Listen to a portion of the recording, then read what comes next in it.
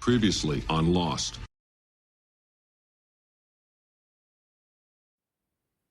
Greetings everyone, Lost here. I know this vid has been a long time coming, and that some of you have been patiently waiting for it. And for that, I thank you. Thank you for bearing with me, and sticking with me through all the delays and such. So those poll results, like many of my polls, not many people participated. But with the little data that we do have from it, we get some interesting results. Some said it was 100% fake. Most of you said it's a mix of both. And virtually no one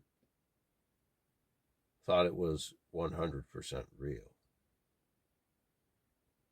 Well, that's good, because it's certainly not that, as we'll get into today.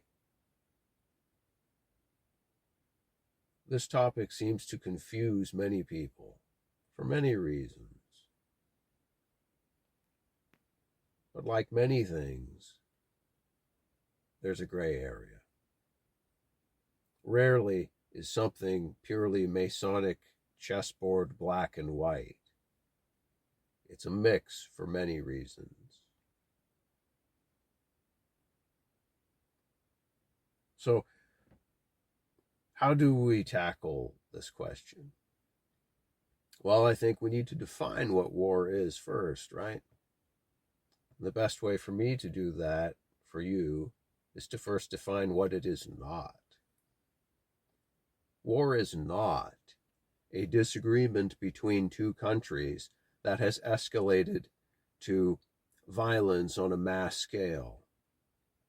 Forget what you were taught in school or what your favorite gatekeeper told you. It's a lot more complicated than that.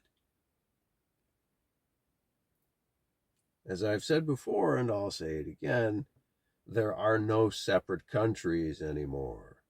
Side, you of all people should know. There are no sides. We're all in the same team. There ain't no countries anymore. No more good guys. They're running the whole show. They own everything, the whole goddamn planet. They can do whatever they want. War is a depopulation and relocation operation. There are two primary uses of war.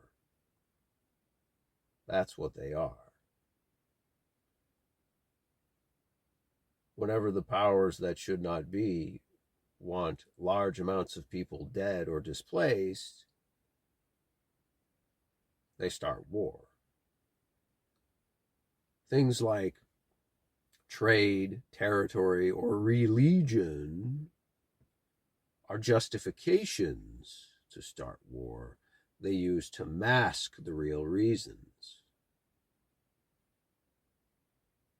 It's also a great way to redraw borders of continents. Which continent are you trapped in? But just remember, it's depopulation and relocation.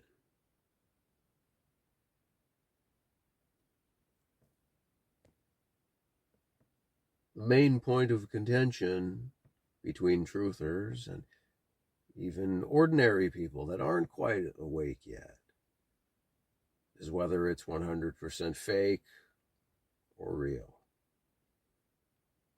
Starting with why it's not 100% fake. Number one would be scale. It's simply too big to have everyone in on it. Everyone from the rank and file soldier to the generals and heads of state. It's an impossible level of coordination to pull off for many reasons. I should be able to end the video right there, but Unfortunately, that's not the world we live in. And we're already in for a penny, in for a pound. So we might as well keep going, right? Another reason being injured combatants. Imagine this scenario for a moment, if you will. The powers that should not be approach a young would-be soldier or current soldier, and they say, if you agree to take off, to willingly have your arm or your leg amputated, we will pay you $3 million a year for the rest of your life. You and your family will never have to worry. You don't have to do a thing. Just keep your mouth shut. Don't tell the truth, said the lodge to the young soldier. Do you really think someone would willingly mutilate themselves in exchange for money to that scale, just to lie? To play devil's advocate for a minute, perhaps, yeah, some of them would, but once again, it comes back to scale. If they do it for one, they have to do it for many to make it appear believable. So once again, it's a too big to fake thing, right?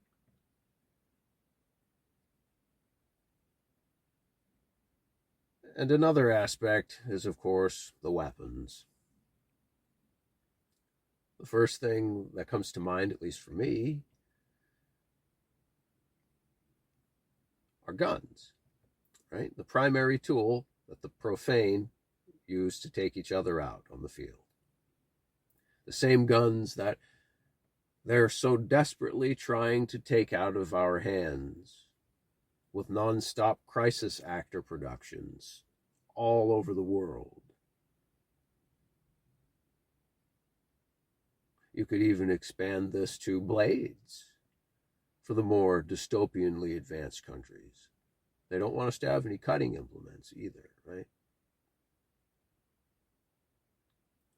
So to those of you who think it's 100% fake, do you really think that these items are just props in a play? No, it should be pretty obvious what the answer is. This whole it's 100% fake narrative is starting to wear a bit thin. They don't want us armed.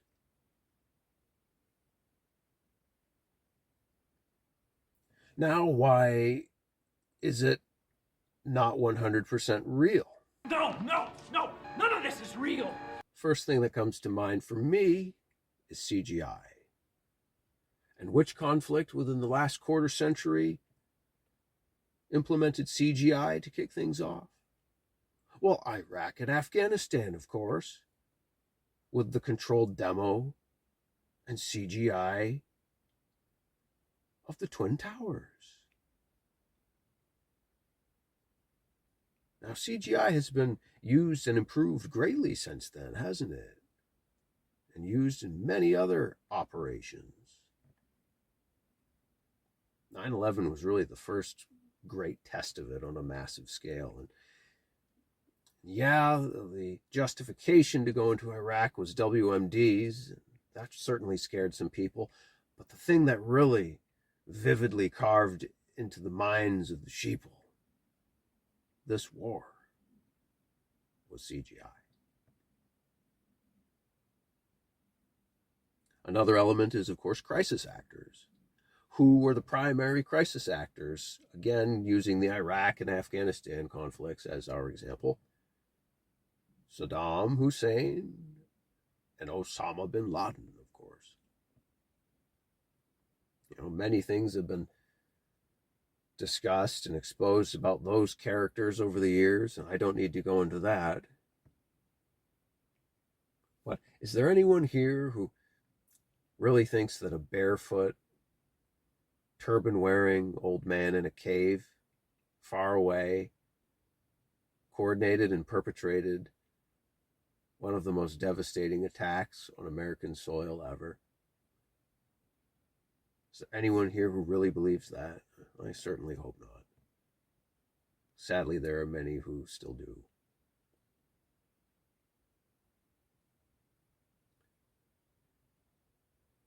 And another large reason that it's not 100% real is because, tying back again to weapons, it's a much bigger one, are the bombs.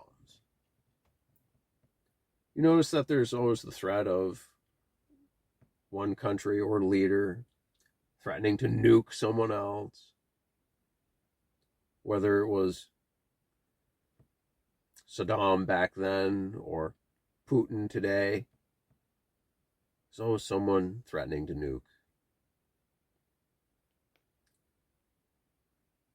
Remember, I said the nukes were the justification to go into Iraq, but not the reason.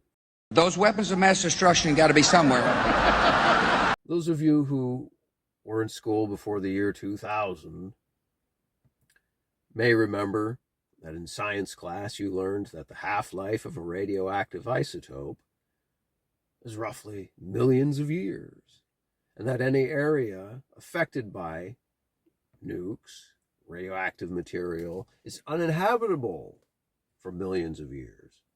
So based on that logic,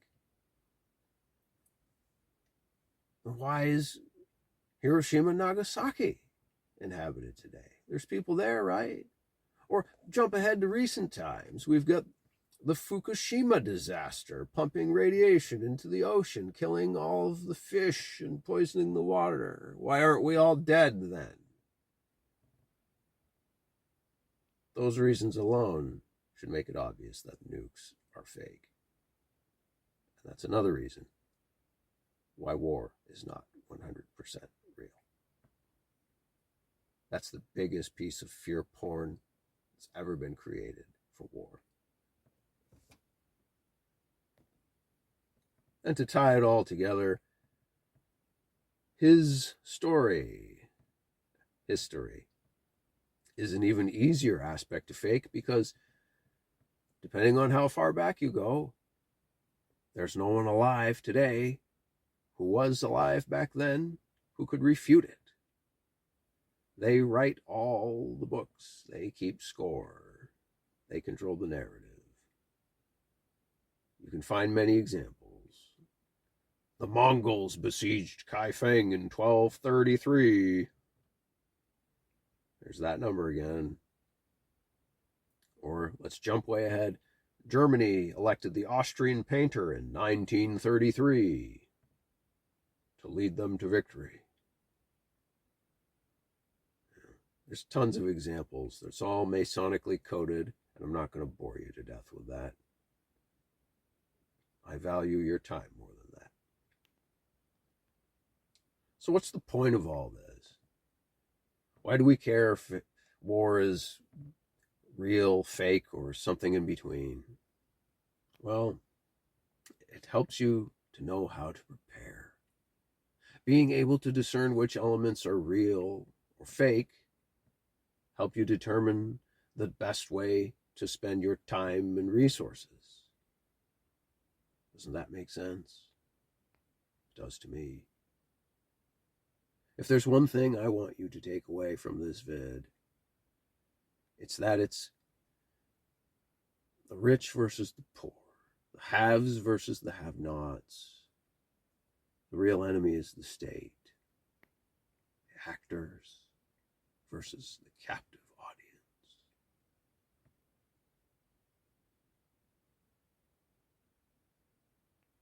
Thank you very much for sticking through to hear my rationale on this very controversial topic. This will tie into some future vids, and I hope you'll be around for those. Until next time.